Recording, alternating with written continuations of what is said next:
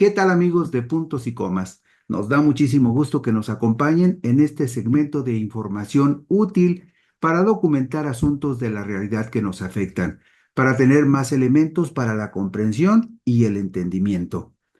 La reelección de senadores, diputados locales y federales, así como presidentes municipales, regidores y síndicos, aprobada en diciembre del 2013 por el Congreso de la Unión, fue una concesión que el gobierno del priista Enrique Peña Nieto hizo a las dirigencias de los partidos PRI, PAN y PRD para que a cambio le aprobaran sus reformas en materia energética para favorecer y privilegiar los negocios de empresas nacionales y extranjeras que pretendían apoderarse de las áreas más productivas de Petróleos Mexicanos y de la Comisión Federal de Electricidad.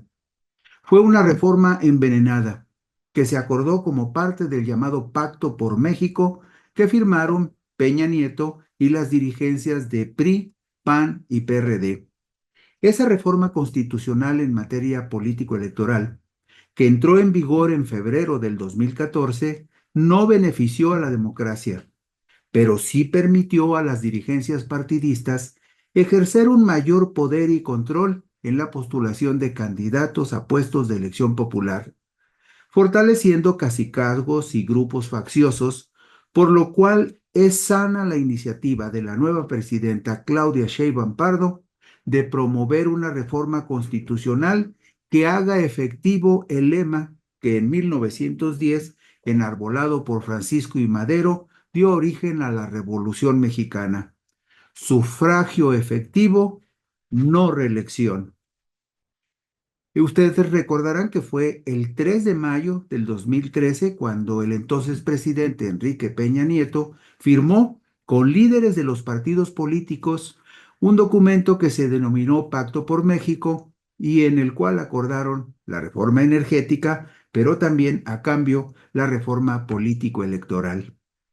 La gran mayoría de los políticos se han acostumbrado a vivir cómodamente de los presupuestos de gobierno y muy pocos son los que han hecho carreras dignas, profesionales, útiles en el desempeño del servicio público. Revertir la reelección es la mejor fórmula para terminar con una amplia fauna parasitaria que, impulsada desde los partidos políticos, pudre las instituciones públicas.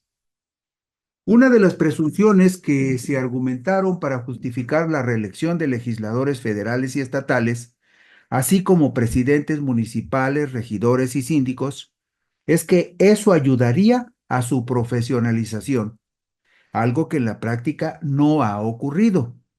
También se argumentó que la reelección le daría estabilidad política a los ayuntamientos y a los congresos, algo que en la práctica no ocurrió, pues solo contribuyó a perpetuar en sus cargos a fósiles y caciques en los partidos políticos.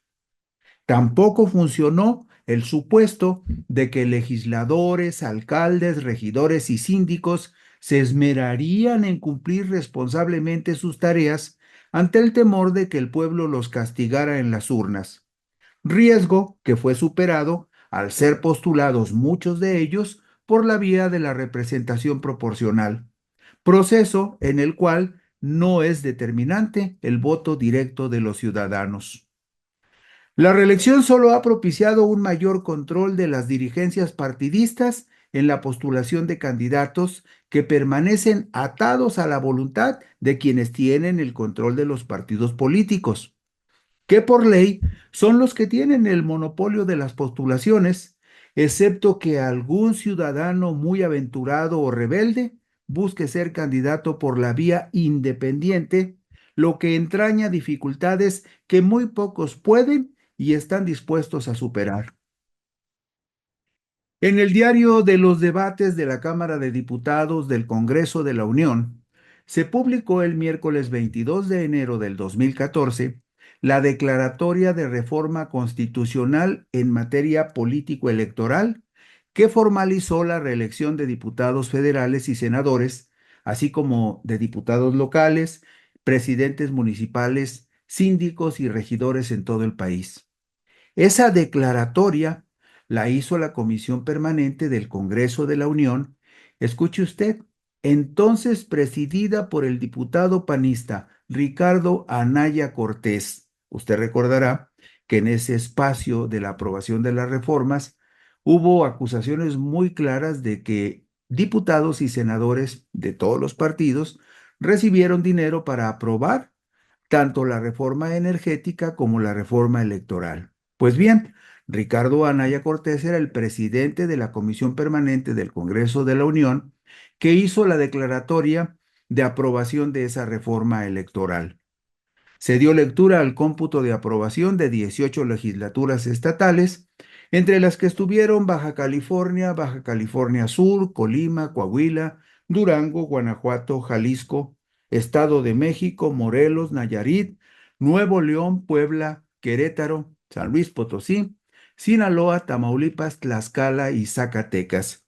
Y con la aprobación de esas 18 legislaturas estatales, quedó formalmente aprobada la reforma político-electoral, una reforma constitucional muy profunda. Bueno, pues en esa ceremonia de la Comisión Permanente, en la cual se declaró aprobada la reforma constitucional en materia político-electoral, el 22 de enero del 2014, tomó la palabra el diputado Ricardo Mejía Verdeja. ¿Usted le suena? Porque era de Morena y terminó siendo candidato del Partido del Trabajo a la gubernatura de Coahuila.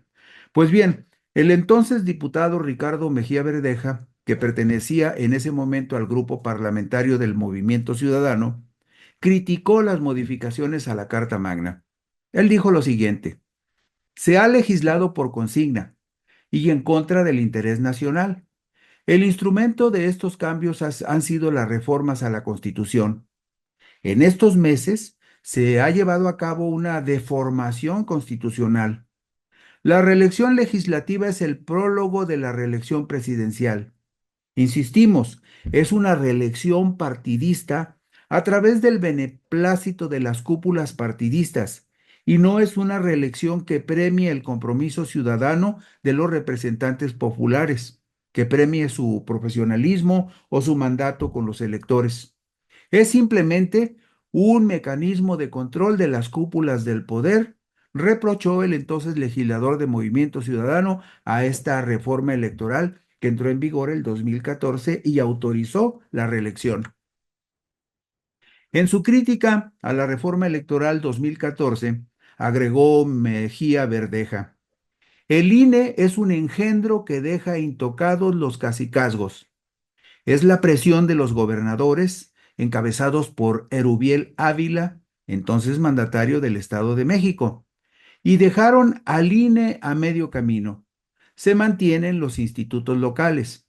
Se seguirán violando los topes de gastos de campaña, ahora hasta por un 5%, y con la palabra determinancia, que sabemos que siempre es la coartada de los tribunales para mantener la inequidad electoral.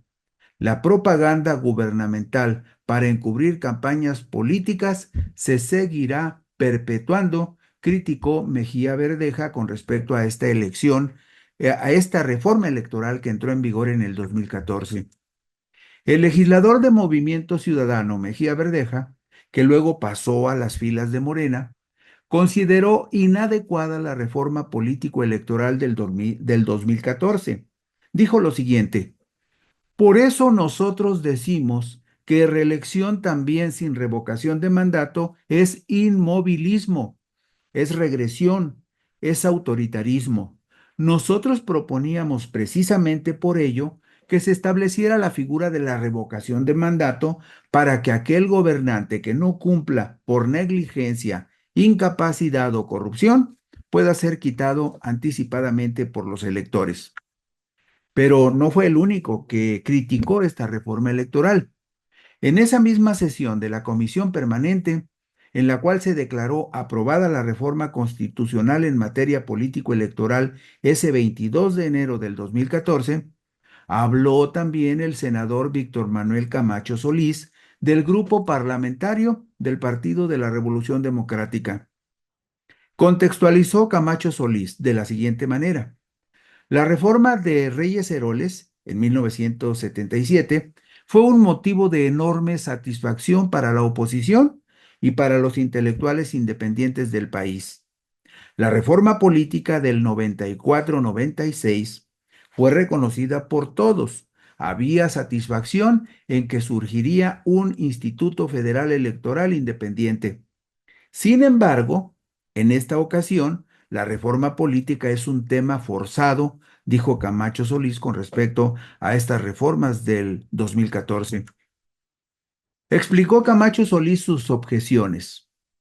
Fue un tema forzado, porque esa fue la negociación por parte del Partido Acción Nacional, la condición para poder aprobar la reforma energética.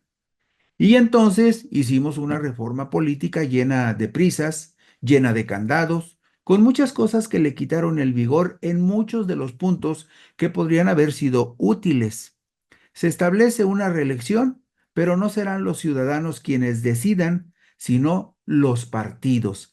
Esto es lo que objetó Camacho Solís sobre la reforma del 2014 que permitió la reelección de senadores, diputados, diputados locales, presidentes municipales, síndicos y regidores. Camacho Solís, de la misma manera como en su momento lo dijo Mejía Verdeja, les pareció que esta reforma electoral fue una concesión del gobierno del presidente Enrique Peña Nieto a los partidos PRI, PAN y PRD para que a cambio de la reforma energética obtuvieran ventajas en la reforma política que les dio un mayor control sobre las candidaturas. ¿Cuáles fueron las otras reformas políticas que se aprobaron? Hubo otras reformas. Más adelante explicaremos específicamente cómo quedó regularizada la reforma de senadores, diputados y presidentes municipales, pero en el mismo paquete de reformas constitucionales que entraron en vigor en febrero del 2014, hubo otras, como las que aparecen en la diapositiva número 17. En esta diapositiva número 17 vemos que además de que los senadores podrían ser electos hasta por 2 periodos consecutivos, es decir, los senadores podrían durar 12 años seguidos en los cargos, y los diputados al Congreso de la Unión, es decir, los diputados federales, hasta 4 periodos consecutivos, esto es un máximo de 12 años en ambos casos de manera consecutiva. Esto es lo que quedó reglamentado en la reforma constitucional de febrero del 2014. También en esa reforma, como ya lo sabemos, se creó el Instituto Nacional Electoral que sustituyó al anterior Instituto Federal Electoral. Y además, los organismos públicos locales se determinó que contarían también con un órgano de dirección superior colegiada integrada por 7 consejeros, uno de los cuales sería presidente del organismo local electoral, organismos locales electorales que tampoco han sido una garantía para los comicios. También en la diapositiva 18 vemos otros dos cambios que hubo con base en esa reforma de febrero del 2014. En relación a los gobiernos de coalición, se facultó al presidente de la República para que en cualquier momento pudiera optar por un gobierno de coalición con uno o varios de los partidos políticos representados en el Congreso de la Unión, algo que hasta la fecha no ha sucedido, que probablemente podría suceder en el momento en que una coalición opositora, como la que vimos en el 2024 con PRI, PAN y PRD, llegara al gobierno y que entonces, como eran fuerzas en su momento muy similares las del PRI y las del PAN, tuvieran que repartirse los cargos en el gabinete de gobierno y que entonces el gobierno de coalición pudiera funcionar con base en esta autorización que se legisló en la reforma constitucional del 2014. Los gobiernos de coalición son posibles y se faculta al presidente de la República para que en cualquier momento pueda optar por un gobierno de coalición con uno o varios de los partidos políticos representados en el Congreso de la Unión. Esto todavía no ha sucedido, pero puede suceder en el futuro. También se creó una Fiscalía General de la República en sustitución de la Procuraduría General de la República como órgano público autónomo dotado de personalidad jurídica y de patrimonio propios. Ustedes saben que en el caso de la actual Fiscalía no ha servido para mucho tampoco porque el fiscal general Hertz Manero ha sido como un cero a la izquierda. No hay un solo caso importante, trascendente, que la Fiscalía General de la República haya documentado y consolidado para que llegue a feliz término para la sociedad y a muy mal término para los presuntos violadores de la ley que deberían de estar en la cárcel y muchos de ellos no lo están porque la Fiscalía no ha sido lo suficientemente eficaz. Y otros cambios que también se establecieron en la reforma constitucional de febrero del 2014 los vemos en la diapositiva 19. ¿Por qué? Porque ahí se establece que en el umbral de partidos políticos se aumenta el techo del 2 al 3%, se aumenta del 2 al 3% el porcentaje mínimo que requiere un partido para conservar el registro como partido político nacional. Ustedes vieron que en los comicios del 2024, por poner un caso concreto, el PRD no logró el 3% en la votación nacional, ni en la de presidente de la República, ni en la de senadores, ni en la de diputados federales. Y al no lograr el PRD este 3%, perdió su registro como partido político nacional.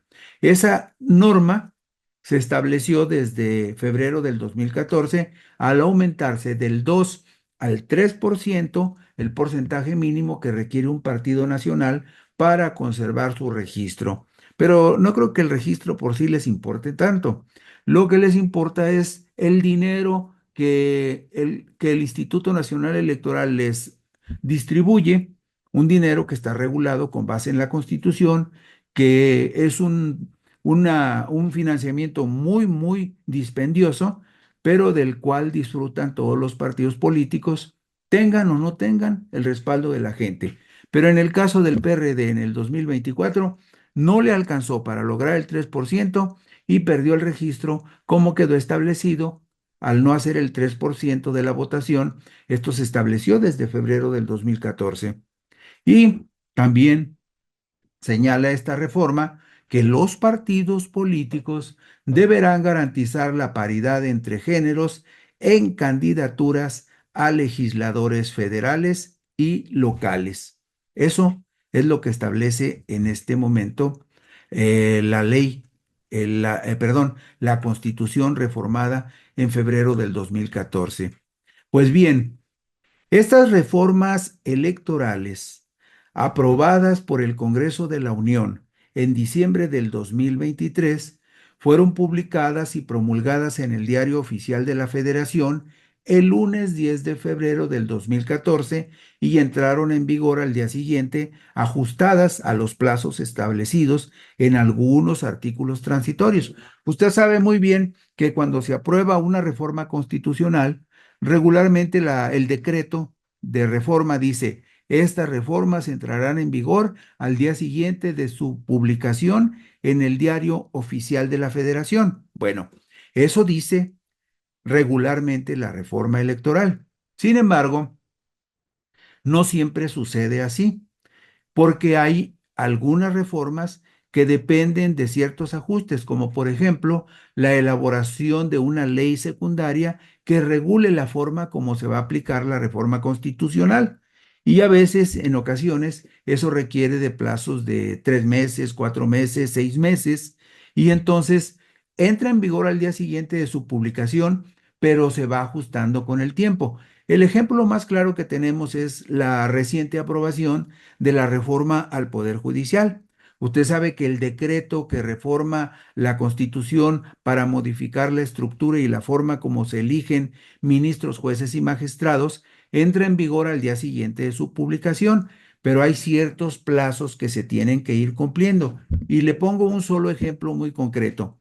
El caso, por ejemplo, de las, la reforma, digamos, la elección de ministros, jueces y magistrados.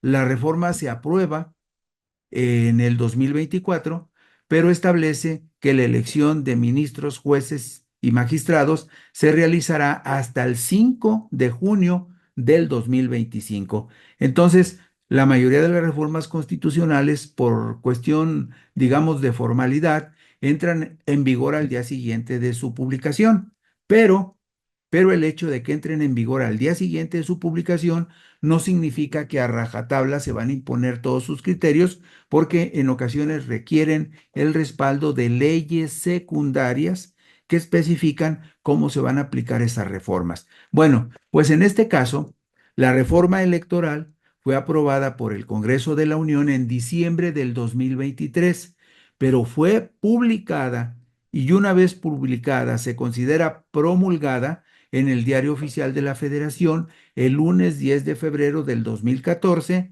y entró en vigor al día siguiente, ajustada a los plazos establecidos en algunos artículos transitorios. ¿Y qué dicen estas reformas que se refieren particularmente al asunto de la reelección en México? Bueno, el reformado artículo 59 de la Constitución estableció a partir del 2014 lo siguiente: los senadores podrán ser electos hasta por 2 periodos consecutivos, es decir, por 12 años seguidos, y los diputados al Congreso de la Unión hasta por 4 periodos consecutivos. Son 4 periodos de 3 años, son 12 años seguidos. Es lo que se pueden reelegir senadores y diputados por un máximo de 12 años. La postulación para reelegirse solo podrá ser realizada por el mismo partido o por cualquiera de los partidos integrantes de la coalición que los hubiera postulado, salvo que hayan renunciado o perdido su militancia antes de la mitad de su mandato. ¿Esto qué significa? Bueno, significa simple y sencillamente que para reelegirse un senador o un diputado necesita tener la anuencia de la dirigencia de su partido, porque si la dirigencia de su partido no esté de acuerdo, simplemente no le va a tocar un periodo adicional. Y ahí es donde las dirigencias toman más poder. ¿Por qué? Pues porque con el poder que les confiere el autorizar o no la reelección de un legislador, o de un presidente municipal o de un diputado local, eso les da mucho más poder a las mafias que controlan los partidos políticos. Y el artículo transitorio 11º aclaró que la reforma al artículo 59 de la Constitución sería aplicable a los diputados y senadores que fueran electos a partir del proceso electoral del 2018. Es decir, los senadores que fueron electos en el 2018, varios de ellos pudieron reelegirse en el 2024. Y los diputados que fueron electos en el 2018, algunos ya se reeligieron en el 2021 y otros van por su tercer periodo después de los comicios del 2024. ¿Qué más? Bueno, mientras tanto, el reformado artículo 115 de la Constitución estableció lo siguiente: las constituciones de los estados deberán establecer la elección consecutiva para el mismo cargo de presidentes municipales, regidores y síndicos por un periodo adicional, siempre y cuando el periodo del mandato de los ayuntamientos no sea superior a los 3 años. Es decir, de la misma manera como los diputados federales se pueden reelegir por 4 periodos consecutivos, En el caso de los estados, de los alcaldes, regidores y síndicos, también, en este caso, ellos nada más se podrán reelegir una sola vez. A diferencia de los diputados federales que pueden estar 12 años en el cargo, los presidentes municipales, regidores y síndicos solamente se pueden reelegir una vez. Es decir, lo máximo que pueden estar en su cargo son 6 años. La postulación de candidatos a alcaldes, a regidores y síndicos solo podrá ser realizada por el mismo partido o por cualquiera de los partidos integrantes de la coalición que los hubiese postulado, salvo que hayan renunciado o perdido su militancia antes de la mitad de su mandato. Es decir, si ustedes analizan esta disposición de la reforma constitucional al artículo 115, establece que para reelegirse alcaldes, regidores y síndicos tienen que pedirle permiso al presidente de su partido en el estado o en el país. Por su parte, el artículo transitorio 14º especificó lo siguiente con respecto a esta reforma. La reforma al artículo 115 constitucional en materia de reelección de presidentes municipales, regidores y síndicos no será aplicable a los integrantes que hayan protestado el cargo en el ayuntamiento que se encuentre en funciones a la entrada en vigor del presente decreto. Es decir, los que estuvieran en funciones en el año 2014 no se podían reelegir para el siguiente periodo. Tendrían que esperar que pasara un periodo intermedio para después buscar la reelección, pero con un periodo intermedio. ¿Y qué más dice la reforma? Bueno, la reforma también modificó el artículo 116 constitucional, que quedó en los siguientes términos. Las constituciones estatales deberán establecer la elección consecutiva de los diputados a las legislaturas de los estados, hasta por 4 periodos consecutivos. La postulación solo podrá ser realizada por el mismo partido o por cualquiera de los partidos integrantes de la coalición que los hubiesen postulado, salvo que hayan renunciado o perdido su militancia antes de la mitad de su mandato. Como ustedes pueden observar, también los diputados locales se pueden reelegir hasta 3 veces, es decir, ser electos por 4 periodos consecutivos para durar en sus cargos hasta 12 años seguidos, algo que no se legisló para presidentes municipales, regidores y síndicos. Y también en el artículo 116 se establece la misma condición, que la postulación para la reelección de un diputado local tendrá que tener la autorización de su dirigencia estatal o de su dirigencia nacional. E insisto, este es un asunto, una disposición que le dio más poder a las dirigencias y a las mafias partidistas.